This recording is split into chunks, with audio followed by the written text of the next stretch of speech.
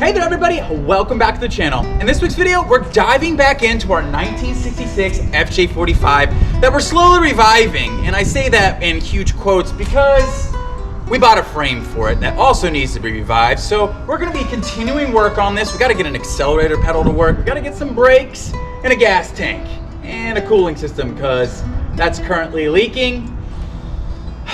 Then we can maybe drive this thing around, maybe. So here's the plan. What we're gonna be doing is we're gonna be taking the frame that we bought from out in Seattle and we're gonna be fixing that up and building a platform, axles, motor, and so on. And then we'll slowly swap things over onto that rolling chassis once it's ready to go. This way we can enjoy the 45 in its current crusty state before we swap it into its forever home. Let's jump into it and get started. Welcome to Mize Adventure. Since our last video, we went ahead and cleaned up the wiring in here. We got our fuel system running to a small little jerry can here of gasoline. We are gonna wanna go ahead and get the gas tank under the passenger side seat all cleaned out and working as well with the truck. Don't know what the condition of that tank is just yet. We haven't pulled that out. We went ahead and got our radiator in there and found out that our water pump that we stole from another 1F motor, of course, it's leaking. So we went ahead and got a brand new one of those as well as a master cylinder for our brakes. Off camera, we went ahead and put an accelerator pedal all together. We used some heat brackets from a FJ60. We used a heater core bracket specifically running to the factory pedal on the 66 Landcruiser. This cable here is an accelerator cable from an FJ62. They work absolutely awesome in this application. We have another FJ62 engine bracket here that holds it in place and it runs over to our redneck Ingenuity here, our mechanics wire, and it works the accelerator pedal absolutely flawlessly. So that's a relief. We can actually drive this thing around without having to use that shoestring that was actually somewhat dangerous. It's a lot easier to cold start this thing with the accelerator pedal that actually works now. So you can see that's working. Key.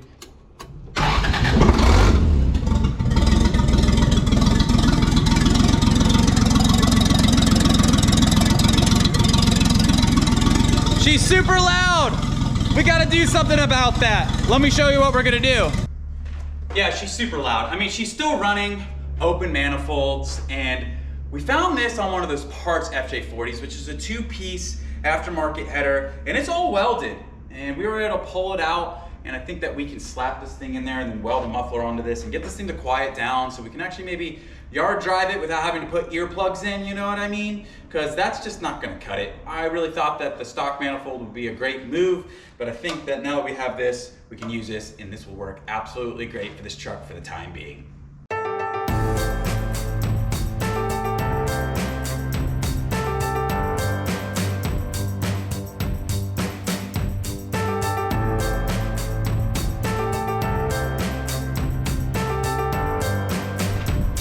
We have our intake and exhaust manifold all pulled off the 45. That really wasn't a terrible job, but it can definitely be a bear because of this number 6 bolt back here. Just because it butts up against the firewall, it can just be hard to get a wrench back there. You can also take a look here at our accelerator pedal linkage. It's a little crude with the 62 cable, but it is definitely working for what we need it to do with the Weber carburetor. We're gonna go ahead and snake our exhaust in there and our intake with the header and see if we can get this thing to quiet down a little bit.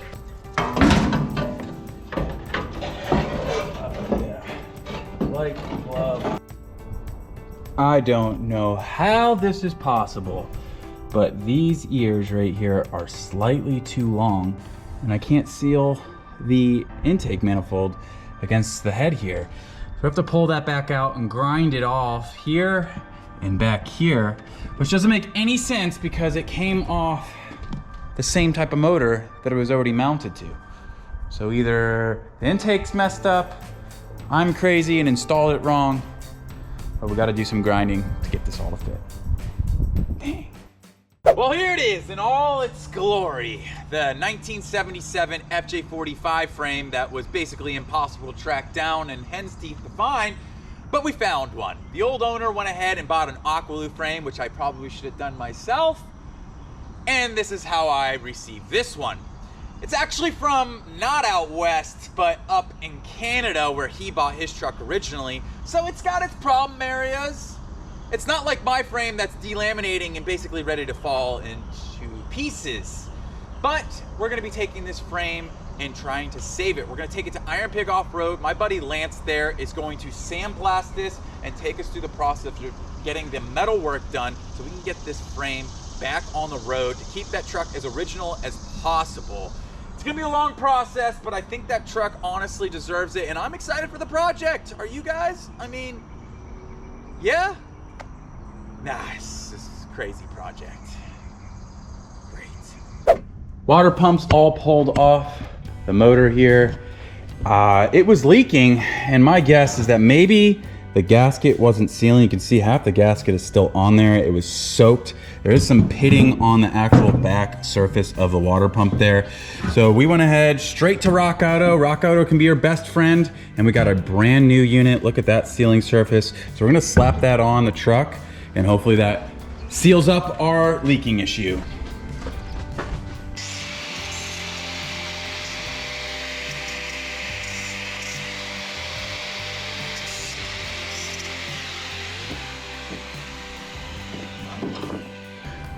All right, the header is on the truck. A little bit of story time here is that headers are always a pain in the butt to put on these trucks.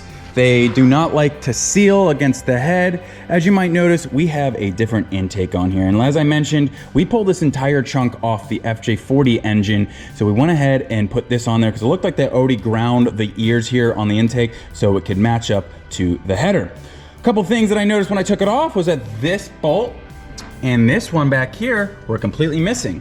Those were actually the pilot bolts that I put in first because I know they're the most difficult to put in, and it actually raised the header up. And when you put the intake next to it, it would not seal against the head. It would not match up. So we dropped those out and ta-da, it all matched up. But in return, you don't get the seal here on this exhaust pipe, and same thing back here. But most importantly, we wanna worry about the seal, the bolt here and the bolt here, here, here, here, and here. You might be asking, why is that? Well, this is the intake. This is where vacuum leaks will occur when it does not seal against the head. So when you spray starting fluid or something, it might suck in there, raise the RPMs, so on and so forth. It's not the intake that I wanted to go with for this truck, but again, and this is just a fun project that we're putting together to romp this thing around until we get that frame and the chassis all put together and swap this stuff over. Let's get the Weber back on there, start this thing.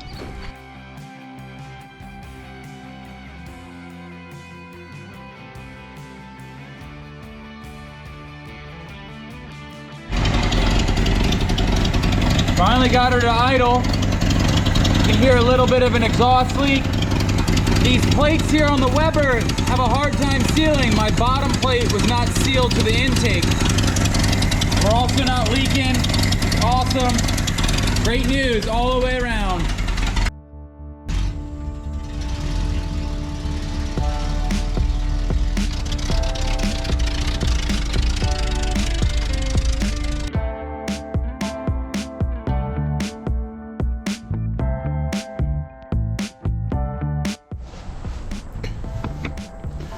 Our brakes all broken down here. I really don't want to get too far into these. I just want them to work or a little bit. It's like this fitting here on the back end is leaking. So we have to track one of those down on one of the parts trucks. I believe that if we get that fixed, these brakes should work on either ends. The lines look actually pretty decent, like somebody had already gone through them at one point. Who knows how these lines are holding up if they didn't break down inside. So let's go ahead and see if we can get this replaced and see if we can get some type of pedal on the brakes. Well, thank goodness we got a 1967 front axle with that FJ45 that we got in the last episode. So we're gonna go ahead and rob some components off this axle because they actually look light years better than what's on the 45. We just want to get a little squeaker of brake out of that thing so we don't kill ourselves as we're moving it around the property. We just want to be able to move it around and enjoy it in the little ways we can. So let's rob some parts, see if we can get some brakes out of that thing. Well, you know, just over here by myself trying to bleed drum brakes. The good news is that we're slowly getting a pedal on this thing. I can't believe it. We got a pedal. That's unbelievable. I can't believe I'm saying this. Got a real stiff pedal in this thing. I would have never expected that out of drum brakes. That's miraculous. We just gotta see if it actually stops.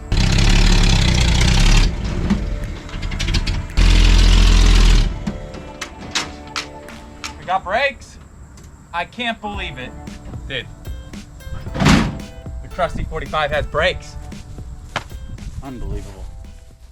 Today's mission is getting the headlights and taillights to work. I know the taillights already work because they keep on staying on when the battery's connected, and the brake light switch works as well, but it's a little sticky. We got to fix that. These are junction blocks here, which would have sat here on the fender. These original ones crumbled to bits. This other side is a great example of what has happened to them. We're going ahead and just trying to replace it with generic ones from AutoZone. They're a little larger than I wanted to use, but that's all they had today, and really wanted to get this project done. So hopefully replacing this will get us closer to having some headlights and lights all around on the truck.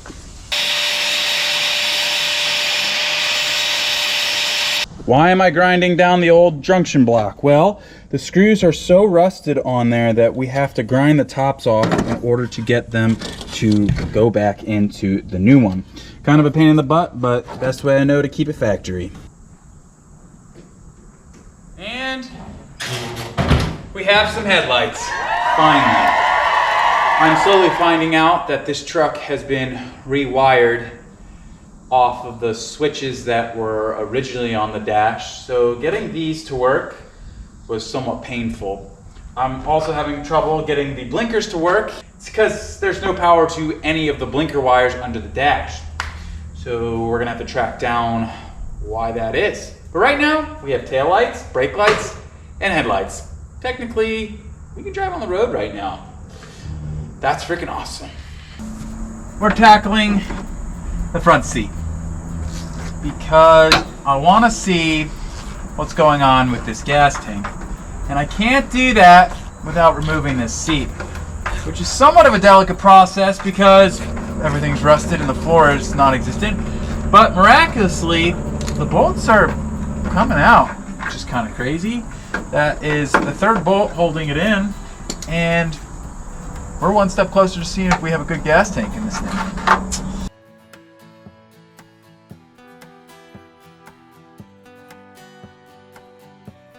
This tank is no good. Isn't good, fellers. Yep, not what you want to see in a gas tank, let me tell you. It's actually pretty crazy, the fact that this tank is bad, but it actually looks like the original tank. But we're gonna find out here what the floor section looks like. Oh yeah, one gas tank. Well, here you go. We have some access to what the floor pans look like. I mean, overall, they are just trashed, but I'm surprised to see that this is actually still in one piece here. That's really great to see. Over here, it is completely gone. Not to mention under the floor mat that I have there hiding the gaping hole as well. So we still have some floor there that when we do the floors in this truck to work off of, I hope, and that's kind of somewhat exciting. Let's go find another gas tank because that one is trashed. We need a gas tank. I just so happen to have 3 used ones in stock, so we're gonna go ahead and check out what we got in the back here. Yes sir, we have 3 gas tanks here on the right. These black ones are later model gas tanks. This is the correct era, the silver one here that we're gonna go ahead and throw in the 45. It is absolutely miraculously clean inside. I can't believe I'm saying that. It's got the same filler neck and setup as the 45 one originally did. So we're gonna get a little more life out of that gas tank. So let's grab it and slap it in the truck.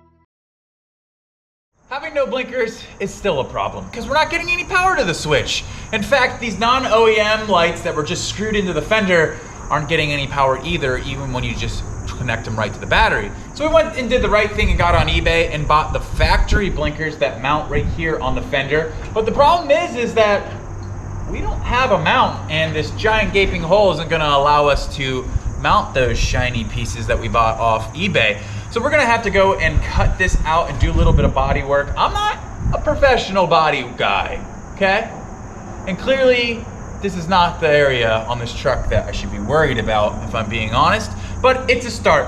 Practice makes perfect, so we're gonna go ahead and cut this out and try to make a piece that we can put into those fenders. These fenders are not gonna be the ones that we're gonna be using for the project in the long term, but I figure we'll start with this project. If I mess them up, we'll put something else on. But let's see if we can get these mounted up, and then we'll work backwards to the switch to finally get some blinkers.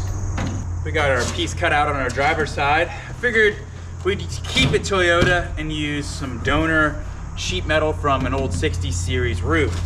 Looks about the same gauge, and we can just make a template of this guy on there and cut it right out. We made these little brackets right here, which are from FJ45. Bent them to the correct way that they were on another fender that I had, because on the 45 ones they were non-existent. So we bent those up, have a light holding them in place. We have an old light here that we're gonna go ahead and tack that into place so we can weld this whole entire plate into the truck once it's all ready to roll.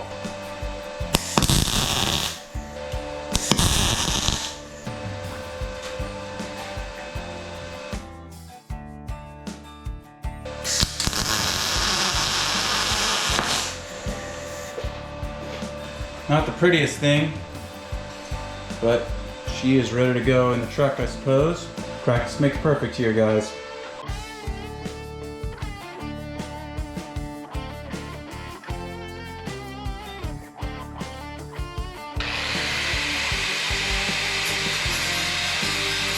So the journey begins of welding basically every piece of this 45 back together. Let's see how it goes.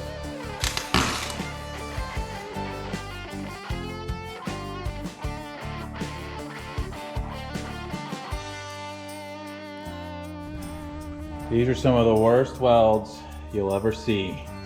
But practice makes perfect as far as I'm concerned. We got the panels in there. We're gonna go ahead and grind those down a little bit, see if we can get it flat and looking like the other panels.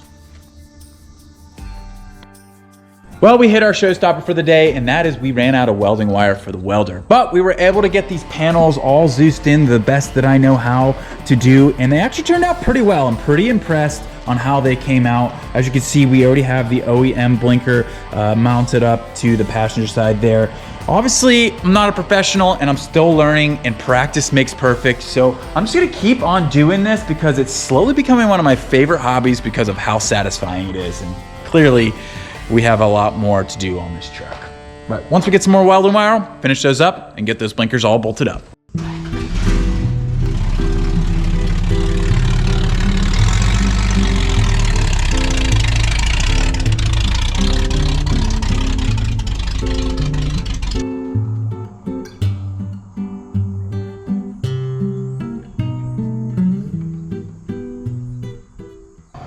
It's been a long battle trying to figure out the blinkers after getting them welded on. The switch that we tried to fix, it didn't work. But thankfully, I had a whole bunch of other ones hanging around. We hooked them up to the wiring. The wiring is so far under the cowl here that I actually had to bring them out the firewall to start testing them. A couple things as I'm going through the wiring that you must have when you're trying to diagnose one of these trucks is, number one, a test light. This has been super helpful to find out where power is going when the truck is on, off, so on and so forth. And then these alligator clip connectors. There's 3 of them on here, and this has been a huge help across the board for me working on this truck. But we have some exciting stuff going on because we finally have blinkers. Let me show you what's going on. Blinker switches out here. Turn it that way. As you can see, we have a blinker over there. We have a blinker over here. We also have our blinker there on the back. Just overall exciting news. Just another thing checking off the list here. Well, since this thing's basically road legal with the blinkers, we had to buy something for it. And that is vintage 1966 Virginia plates that we're gonna go ahead and slap on this thing. So maybe we can actually drive down the road in this, since it has no business being there. Yep, it's gonna look great. Next little project here is that the doors want to swing way open, and that could be dangerous if the wind catches the door. You can bend all your latches and stuff. There is a little limiter strap that should be here. On this side, it's completely missing. You can actually see the indentation there on the body of the truck that it must have slammed open hard to make that happen. But we're gonna go ahead and get some installed. Over there on this door, you can see the limiter strap is still there, but somebody had cut out the bracket that actually is sitting here on the door. We have two that we pulled off a parts truck, and thankfully there is this little bracket from the driver's side one that we'll try to clean up and get that welded back on there. But for now, these are the limit straps that we're gonna be putting back on the truck. And here is our fix for the door. Obviously, I didn't grind down this very well. I couldn't get my disc back there, but it is holding the door in place for the stopper and doing exactly what I wanted to do. I am playing with another idea of swapping it out for this door and this door. We're gonna check those out in the weeks to come to see if that's gonna be our best option as things come together on this thing. But for now, we got it all fixed up and working the way it should.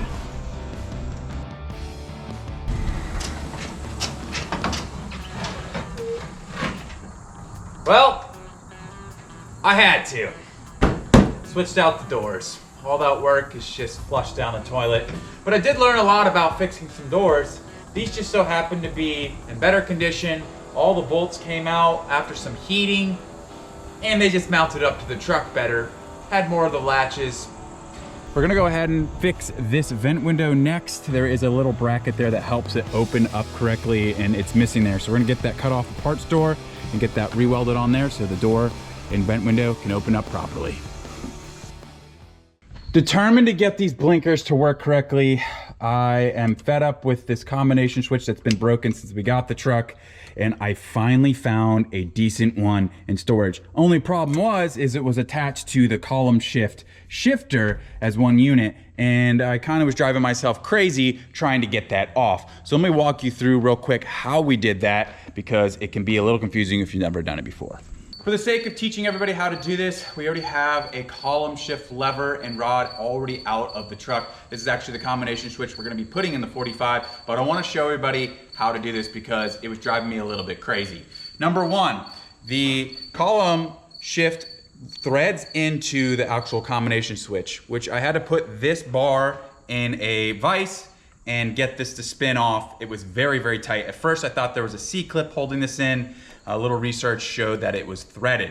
Then you have your actual lever for the shifter here, and there are two little holes. I'm gonna take this out here on the side of the lever. It is not possible to get this combination switch off the top of it by spinning it without pulling everything out of here.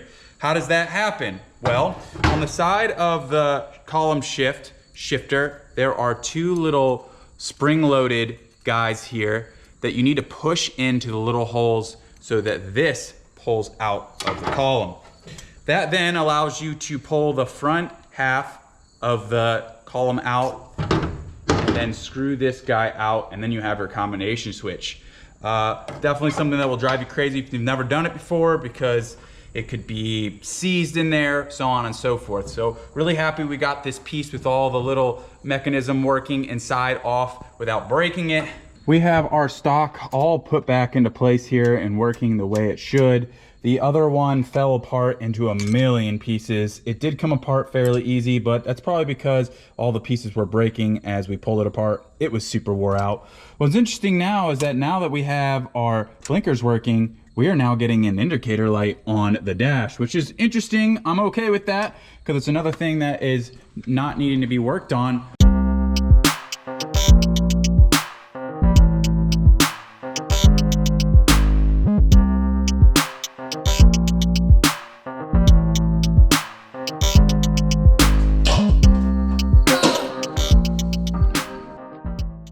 knew it was too good to be true when all the wheel cylinders suddenly held brake fluid after probably not driving down the road for forever.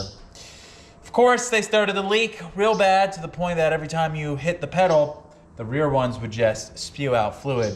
I've had the hardest time trying to find wheel cylinders. I was actually only able to find the rear ones because they are front and rear specific, and there are 2 of them on each side. So we did go ahead and find some at Rock Auto. They look like they're in pretty vintage-esque boxes. So I don't know how long they've been on the shelf, but they look like they're gonna be a whole lot better than the ones that we pulled off of here. I couldn't even find a rebuild kit for them, and any kit I could find was the same price as a wheel cylinder. So we're going to head and slap these on, and hopefully we don't have any more leaks, and we finally have brakes. The rear driver's side drum is all put back together with all fresh stuff from the wheel cylinders to the brake shoes. Thank you to one of my viewers that actually brought me these brake shoes and a whole bunch of other brake parts. I was able to use them on the 45 after all. A couple things I'd like to note when we were putting them back on here is, number one, I had a hard time getting the new cylinders to fit the shoes. And what I mean by that is that there is a little bit of a larger side that accepts the shoes on one side of the cylinder, and on the brand new ones, they are exactly the same size on each side. So we had to take a grinder and grind those a little wider to accept the shoes properly, but they did eventually go on there the way they needed to. I did mention earlier that these were extremely hard to find brake cylinder wise because this is the older style banjo bolt style. As you can see here, there is a larger acceptance for a banjo bolt. The later model ones went to just a fitting, which would have been a brake line fitting, and it would have fit right in there. And these are super discontinued. We did go ahead and find those on Rock Auto, and I'm pretty sure they're probably the last ones in the country because I'm still waiting for some to come for the other side. I'm hoping that they will work the way they should after that modification that we had to make, but we're making great headway, including brand new lines here because, would you guess, everyone broke when we went to start this endeavor of putting rear brakes on the 45. Now we just gotta get to the other side. Perfect. Well, I can't believe I'm saying this. The truck has insurance, it's registered, and it's about to take its first historic journey to the gas station. This truck is gonna see more road miles than it's seen in probably the last 3 or 4 decades. Let's jump in the truck and just pray we make it to the gas station. Heck yeah.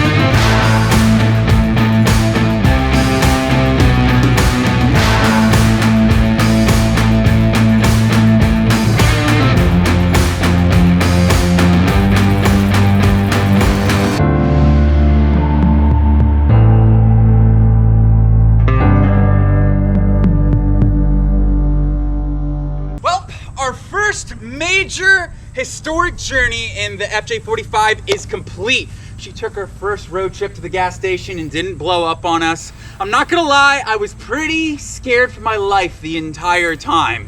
Let's just say 30 miles per hour is ambitious for this vehicle in the state that she is in.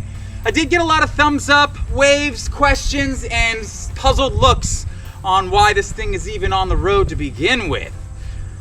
But if you're interested on what happens with this vehicle next, please subscribe to the channel, like and share these videos, as we have a lot more fun planned for this thing and I don't want you to miss it. Cheers, thank you for stopping by, and we'll see you next time.